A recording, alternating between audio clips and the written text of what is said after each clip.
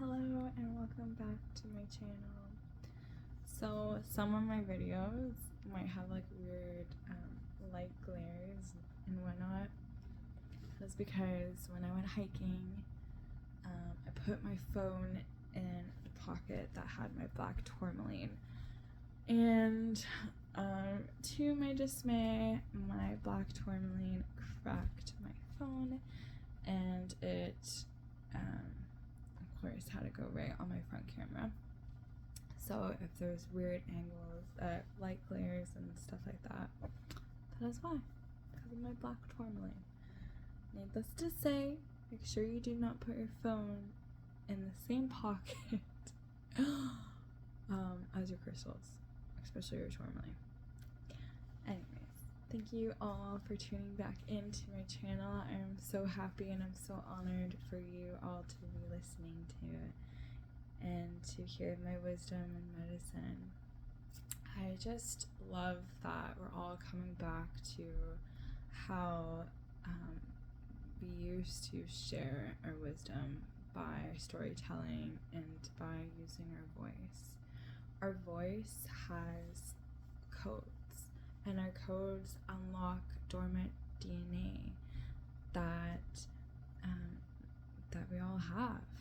And that is why sometimes when we listen to certain things, we might get goosebumps, we might get chills, we just might have an aha, and we just might have like this huge wake-up call because someone's wisdom unlocked something that was dormant. And I just love that. This is why like Aboriginals and used to always storytell, being around the fire and sharing their wisdom, because they knew that their words are magic. Our words are spells. Our words are so powerful. This is why saying I am can be the most powerful thing that you can do, but equally the most, if you're not careful, it could really harm you. When we're saying I'm tired, we're affirming I'm tired. If you wake up and you say I'm so well rested, I'm so energized, and you just keep on saying that, eventually you will start to feel that way, even if you don't sleep that well. Like, this is how I've been surviving, honestly. I just always watch my words, and then I always just say if I'm feeling so tired, I will just be like, I feel well rested. I mean, some days it doesn't work, but for the most part it works a lot for me and it helps me. Like last night, I honestly had one of the worst sleeps ever, and I'm fine today. I didn't have any caffeine, I didn't have anything of the sorts, and I watch other kids on top of my son and I'm okay. So just to really show like how powerful our words are. Our words create everything, and this is why when we share things, it's so important, because you don't know who needs to hear it, and equally you don't know who it's going to help, what it's going to unlock, what it's going to activate, how it's going to help and benefit someone. And this is one of the reasons why I stepped out of my comfort zone and was like, okay, I'm just gonna do this. Like, here I am, someone that still navigates some wounds when it comes to people judging me. I was bullied my whole life. I've been the black sheep of my family. My family has said numerous mean and harmful things to me and about me growing up,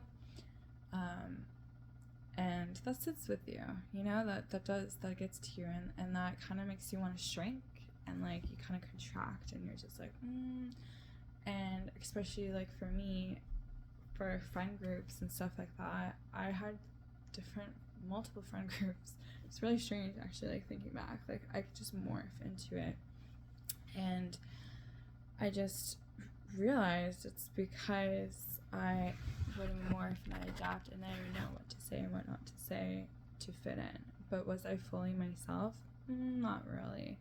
I mean, some friend groups I was, but equally I was still always picked on, even by my best friends. They would say really mean things to me and about me. So that just kind of gives me, like, a challenge to just speak my truth and to just be me sometimes, and just to share what I want to share and say what I want to say, because equally someone needs to hear it. So yeah. Oh my gosh, it's just so crazy to me how we're all still very fearful of speaking our truth and to say our truth. And even though here I am, this is one of my main intentions of this, is for you to be able to speak your truth and to unapologetically be you. I am still navigating this, and this is why I'm able to speak about this, because this is one of my things that was one of my greatest challenges, was to not contract. And I've honestly just started to truly expand and to just be me in all occasions. And that's not something that I was like that. There was a different version of Christine when she was with her family and certain friend groups and, you know, working and co-workers and all of this stuff. And now I'm just me. And it's really, really weird. And I went through this huge burn when it comes to this when I first started my Mommy and Me yoga class at my house. I started a Mommy and Me yoga class due to all the mandates that were happening. I just wasn't about it. I was feeling super isolated. I moved again. So before I was in Cranbrook, British Columbia, and now I moved to Kelowna, and I don't know anyone. And all these mandates were still here, and I wasn't able to access certain groups, and it was very isolating. And I just knew that, like, no, I am not available for this anymore. This is no longer my story. I am going to meet moms. I am going to allow my son to socialize. He's not going to be like punished because of, you know, anyways. So I decided to create a safe place because I knew that moms would, I'm not the only mom. And this safe place was a Mommy and Me yoga class, and I had 2 different groups. So Thursdays were 6 months to 24 months, and then Friday was 2 months to 6 months. And my Friday class was more of a trigger for me, and it really brought me into the imposter syndrome. I was really feeling like an imposter. This other mom I felt like she was more qualified than me. I'm like, what am I doing? I am registered as an informed children's trauma-informed children's yoga teacher. There you go. And this mom had her 200-hour like training, and I was like, what am I doing? Like, she's more qualified than me, and just went into this huge spiral. And thankfully I was in a lot of different containers that helped me like transmute this and shift this energy like quick. Like, I am telling you, like, this ascension process and awakening and just this growth has just been like super speed for me. I truly feel like every single day I'm moving through something, and not in like in a negative way. It's just like I just feel like I'm shifting so much and clearing so much that I just don't feel like the same. I don't even feel like I'm the same person that I was like a week ago. And that's just like how fast things are moving and shifting for me. And anyways, the whole reason why I went through this was because I knew that it's okay to be me. It's okay to be me. It's okay to share. I'm here to do this. I'm opening my space. I'm opening my place to help. And then I fast forward a month ago, I want to say. So my Friday class stopped. Just wasn't really in alignment for me. I didn't really want to do it in the first place. I just did it because mom asked me to. And so anyway, so then my Thursday class, like, it was a cute little mom group, and I was really sharing my wisdom. I really felt my flow. I was just really speaking my truth. And some moms were for it, and another mom was not for it. And I say everything from my heart and from love, but just because it's from my heart and from my love doesn't mean that someone is open to hear it, someone is ready to hear it, and someone is ready to address what is going on inwards for them. And I was sharing sources and resources when it comes to children and their, and evidence as to everything is just so corrupt and just wrong. And this one mom just did not like it at all.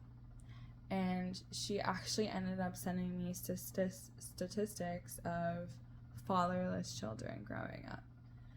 And that hit me so hard because, one, my son isn't fatherless. He's just not fully in our life, but he's still in our life. He's just at a distance because that's a healthy distance for us, for my mental health, for Jasper's mental health, because there's a lot of healing and shifting and whatever, okay? And she sent this, and it hurt because I opened my house. Opening our house to people is just so vulnerable because it's your home, it's your sanctuary. And to attack, like, my son, because that was more towards my son, was a huge thing. And I felt myself contract again. I kind of just wanted to pull away from everything. I obviously told her that she's no longer welcome in my group, but I just also didn't want to find anyone to replace her. And I just went into contraction. And then I started thinking to myself, and I started second guessing, like, am I too much? Like, should I not be sharing? Like, should I not be saying these things and sharing this stuff? And I started to really question me again, and I started really questioning, like, what I'm doing and how I portray myself. And then this was a long thing for me to go through, and it was actually this week that I realized, like, what was happening, like, that I was contracting, and I just pulled away. I just pulled away from all the things that I was creating and birthing because I was just felt so, like, unsure about myself almost. And I realized, like, how that was so helpful for me because I realized, like, how my thought patterns were and what I would normally do and how I normally shift and how I would pretend to be one way or not say certain things and to be a certain way just so I wouldn't offend someone, so I'm liked. And now I'm like, no, she just wasn't ready for it. And it's not about me. It's not a me thing. It's a her thing. and it's a projection, and there's a lot of wounds and demons that she's just not ready to face, and maybe there's some guilt. And it's not a diss to anyone. We're all conditioned to blindly do things without researching, without questioning, because that's something that we were trained to do, really. And for myself, like, I just hold a lot of compassion, but I also just realized, like, okay, like, this was just really showing me that I need to use my voice. I need to be confident in using my voice, and that using my voice sometimes will bring forth attacks, people attacking me or my family, or people not liking me, or people yelling at me, or calling me these things and all these names. But now I just know that that's not a me thing. That's just a them thing, and I'm here for it now. And I feel like this is one of the reasons why I'm now starting this channel, to continue to use my voice, to continue to share my wisdom and my lessons and the things that I've been going through and experiencing, because it's so freaking important. It is so important. It is so important to use your voice and to just be you. And no matter who you're around, to be you. It is so important. It is so important to not shrink and to contract depending on who you're with. It's so important to just to expand and share your light and spread your light, because your light is here to heal. We're here to heal. If you're on my channel, you're here to heal. You're here to expand and help consciousness, and to help our earth, and to help humanity. So you're here to heal. And it's just so important to just stay in your truth and to not shrink back no matter what. And when you feel yourself shrink, like, to give yourself a second and be like, tune in and be like, what is going on with me right now? What is the story I'm telling myself, which is making me believe that I need to shrink instead of to continue to expand and to spread my light? Because spreading my light and staying who I am is what's going to help heal. When I'm shrinking and I'm contracting is allowing the sick world to stay sick, right? And like, I don't know about you, I'm tired of this world being sick. Like, I'm so over it. I'm just like, can we just hurry up this process? So this is why it is so important to, no matter what is going on, to just remember to expand. And just remember, the brighter the light, the bigger the shadow. If you think about a lamp, okay, and you have a lamp and you have a really nice tall bright lamp, how big is the shadow going to be? It's going to be a bigger shadow.